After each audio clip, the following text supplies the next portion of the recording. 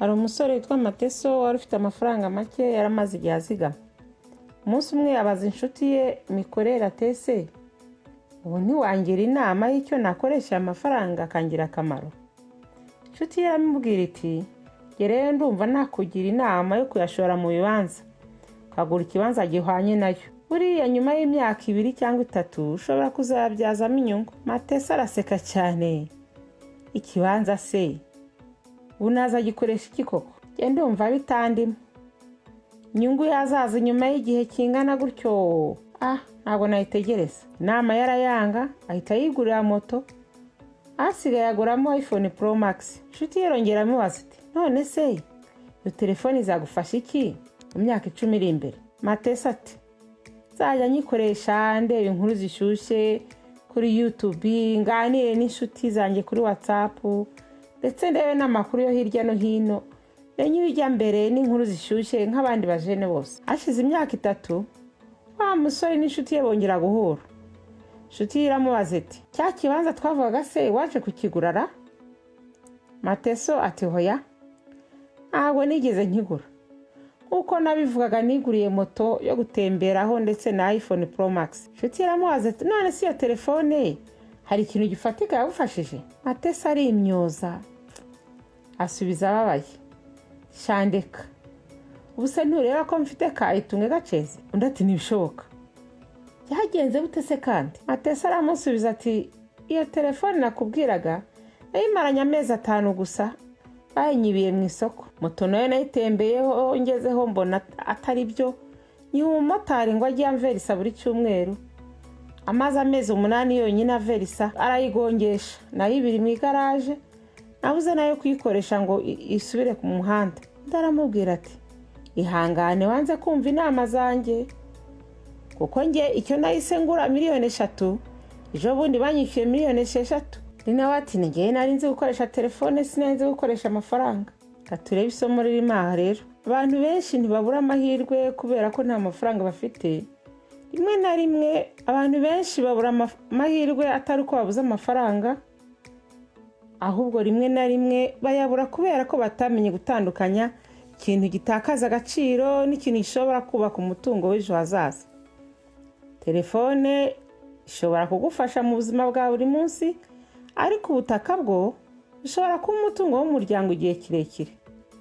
Niyo mpamvu mbere yo gukoresha amafaranga yawe ujye wibaza uti, "Ibi ngiye kugura bizaba bifite agaciro kangana iki nyuma y'imyaka 5 cyangwa 10?" Kuko rimwe na rimwe icyo usuzugura uyu munsi nicyo gishobora kuzifuzwa ejo. Kuri kwihishe mu gushora imari, mu gushora mu butaka. Se wari uzi ko abantu benshi bicuza imyaka 10 iri imbere kubera ubutaka banze kugura uyu munsi? Mu gihe abantu benshi bamara imyaka biruka inyuma y'amafaranga yihuse, bashoramari banyabwenge bagura ubutaka bucece, bakihangana, bagategereza ko agaciro kabo kazamuka. Kandi igihe abandi bose bazamenyera ayo mahirwe, bazasanga ibiciro byaramaze kuzamuka, bitakiboroheye kubugura. Tekereza neza kuri ibi. Imigabane irazamuka, ikongera ikagwa, ubucuruzi bumwe na bumwe burahomba, ikoranabuhanga rihinduka buri mwaka, ariko ubutaka bwo buraguma. Kandi aha niho yishe ukuri abantu benshi bamenya bitinze. Ko kuri ni uku rero, abafite ubutaka bufite agaciro uyu munsi akenshi nibo bagenzura ejo hazaza. Murakaza neza kuri Fortune 2050. Uyu munsi turinjira byimbitse mu kuri kwihishe gushora mu butaka, kuri abantu benshi birengagiza kugeza igihe ibiciro bizamukiye, amahirwe agashira, maze bagatangira kwicuza. Muri iyi podcast y'uyu munsi uramenya impamvu ubutaka bubyara umutungo urambye, impamvu abashoramari bakize badahwema kugura ubutaka, ikosa ryo mu mitekerereze abantu benshi bakora, impamvu imyaka 10 iri imbere ishobora guhindura cyane agaciro k'ubutaka muri Afurika ndetse no ku isi yose. Gumana nanjye kugeza ku musozo, kuko iyi podcast ishobora guhindura uko wabonaga amafaranga, umutungo n'ejo hazaza hawe. Tutangire ku gice cya mbere turebe imbaraga ziri mu butaka. Reka duhere kuri iki kintu gikomeye. Buri muntu wese akenera ubutaka, inzu zose tubona zubatse ku butaka, ubucuruzi bwose bukorerwa ku butaka, imihanda, amashuri, ibitaro, ibibuga by'indege, amahoteli n'imijyi byose byubatswe ku butaka. Ariko ikintu gitangaje ni iki: abaturage bakomeza kwiyongera ku isi mu gihe ubutaka bwo butiyongera. Nta muntu ushobora gukora ubutaka bushya kuko ni Imana yabukoze rimwe gusa. Niyo mpamvu ubutaka bwabaye imwe mu mitungo ikomeye cyane mu mateka y'abantu. Ubwami bwinshi bwagiye burwanira ubutaka kuva ku iremwa ry'isi kugeza n'uyu munsi. Leta zose usanga zirinda ubutaka kandi zikarinda inkiko z'ibihugu. Imiryango iburaga abana, abuzukuru, abuzukuruza ndetse n'ubuvivi, kubera ko ubutaka atari umutungo gusa. Ubutaka ni ubushobozi, ubutaka ni amahirwe, ubutaka ni umutekano w'ejo hazaza.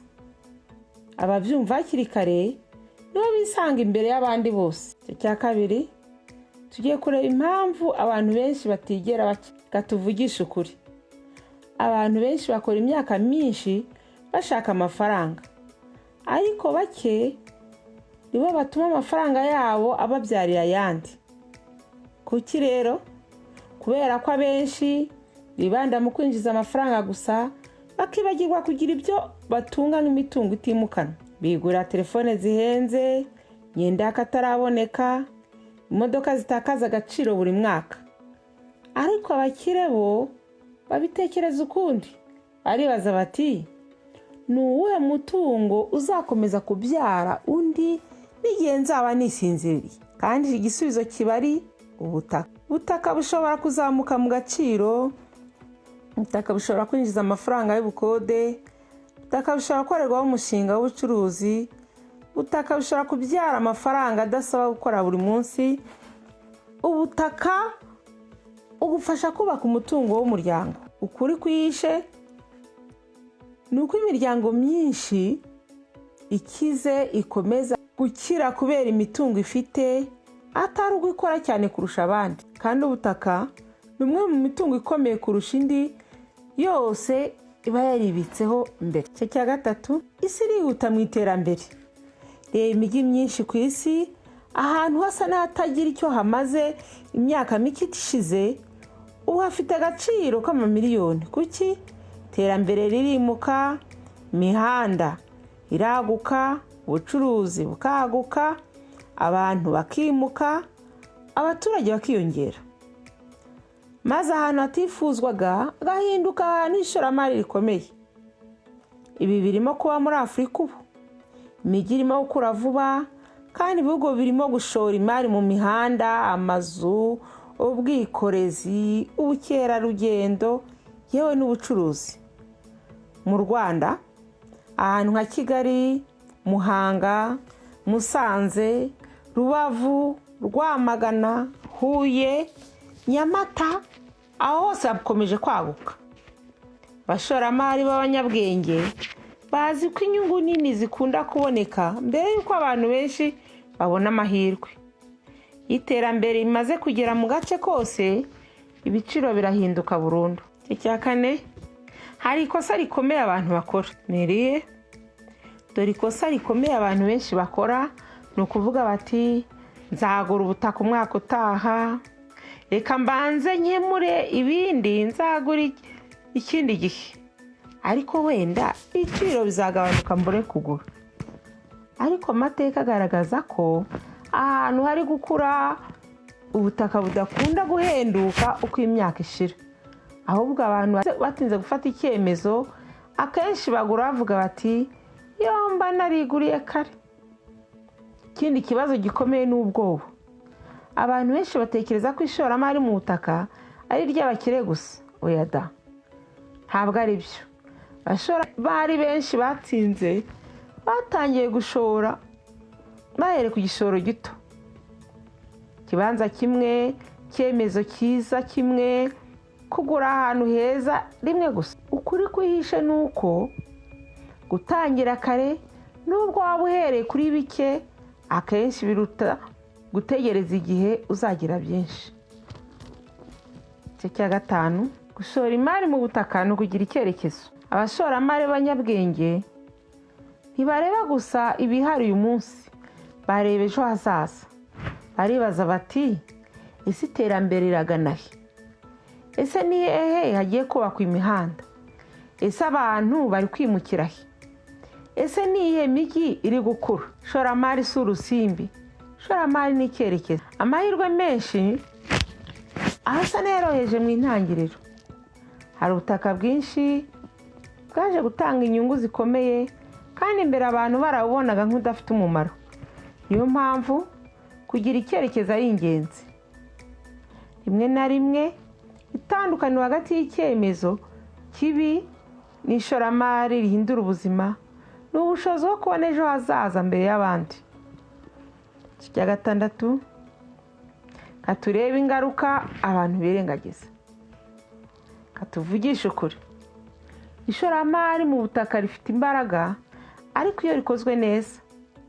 Abantu bamwe batakaza amafaranga kubera ko bagura badafite ibyangombwa byemewe, kubera ko birengagiza gusuzuma ibyangombwa by'ubutaka mbere yo kwishyura, kubera ko bagura batabanje gukora ubushakashatsi ku bantu bagiye kugura, cyangwa se bakizera amasezerano y'ibinyoma. Niyo mpamvu ubumenyi ku ishoramari mu butaka ari ingenzi cyane.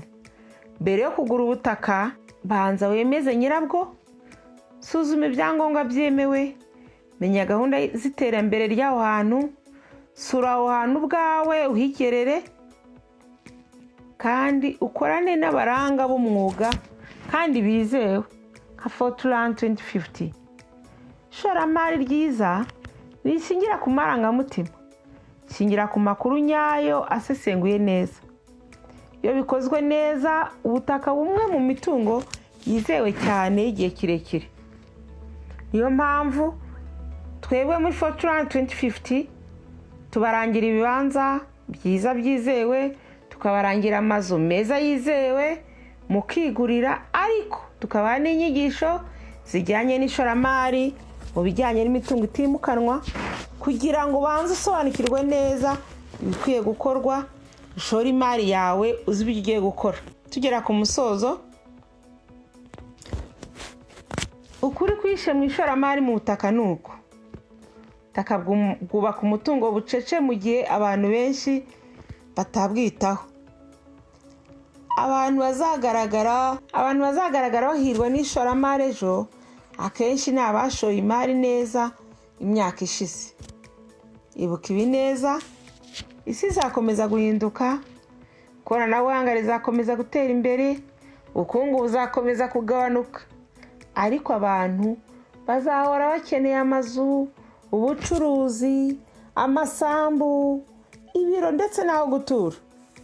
Kandi ibyo byose bishingiye kuki? Ku butaka. Ntutegereze igihe amahirwe atakibonekeye. Icara wige, kora ubushakashatsi, tangira n'ibyo ufite, kabone nubwo byaba bike, ndavuga amafaranga, ariko tangira ufite amakuru nyayo. Kuko icyemezo kimwe cyiza cyo gushora imari mu butaka uyu munsi gishobora guhindura ubuzima bwawe bw'ejo hazaza. Murakoze gukurikira Fortran 2050, your gateway to smart investment solutions. Kanda like, kora share, niba kandi utarakora subscribe, bikore nonaha, kugira ngo ukomeze kubona ibiganiro ku mitungo itimukanwa, ishoramari mu butaka, n'uburyo bwo kubaka umutungo kuva muri Afurika, ku isi yose, ndetse by'umwihariko no mu Rwanda. Tangira kare, tekereza kure, shora mu butaka.